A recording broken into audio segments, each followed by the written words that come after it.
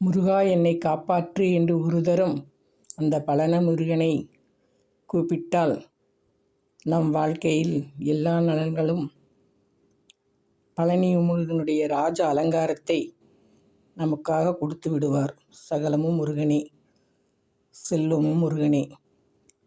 முருகன் இருக்கும் இடமெல்லாம்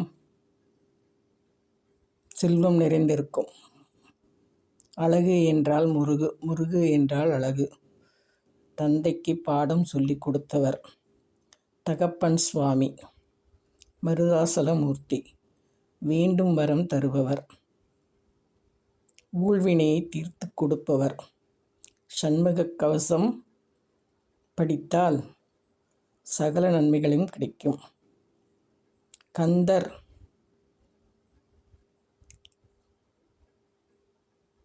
கந்தர் என்று அவர் நாமத்தை சொல்லுபவருக்கு கருணை கடலாக காத்திருப்பார். திருச்செந்தூரா என்று வேண்டினால் மன தைரியத்தை கொடுத்து வாழ்க்கையை நல்வழியில், நல்ல மக்களுக்கு நல்ல குடும்பம் அமைவதற்கு வழிகாட்டி தருவார்.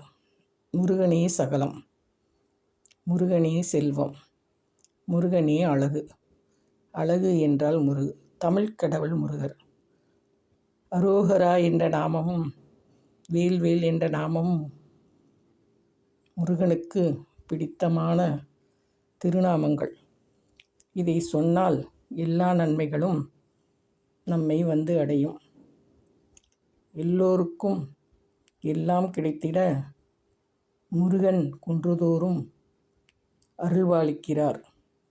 மருதமலையிலே மருதாசலமூர்த்தியாகவும், பழனியிலே பழனி ஆண்டவனாகவும் மக்களை காப்பாற்றிக் கொண்டிருக்கும் முருகா, வேண்டும் வரம் தருபவனே, கூப்பிட்ட குரலுக்கு என்னவென்று உடனே பதில் சொல்லும் முருகனுக்கு அரோகரா.